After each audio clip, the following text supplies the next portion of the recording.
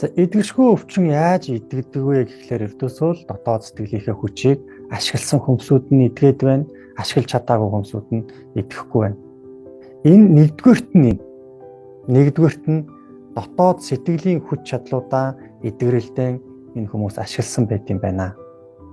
Хоёрдугаарт нь тэр хүмүүсийн одоо янз бүрийн хэрэгэлсэн эм тариа эмчилгээний хүч нөлөө хоёрдугаарт орно.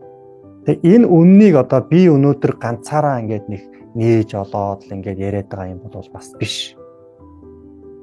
Өнөөдөр одоо хорт хавдраасаа идэгсэн бүх хүмүүс энийг баталж хэлж чадна. Баталж хэлнэ.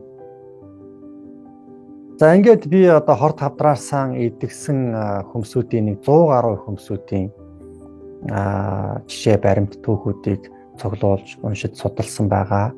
За дээр нь хорт хавдраасаа эдгийхт нь нөлөөлж байгаа эрдэмтэн мэрэгдүүд, зарим эмч нар, багш нарыг тэд яаж одоо энэ хорт хавдраас нь эдгийхт нь нөлөөлөд байгаа юм бэ гэдгийг бас ингээд судалж нэлээд урт хугацааг өнгөрөөсөн байгаа л да. Тэгээ энэ бүх хугацаанд юу тодорхой болсон бэ гэхээр миний яриад байгаа энэ сэтгэлийн дотоод хүч чадал гэдэг юм хүн болгоны бидний дотор байдаг юм байна. Энэ хүч чадлаа энэ хүмүүс чинь ашигласан байна шүү дээ.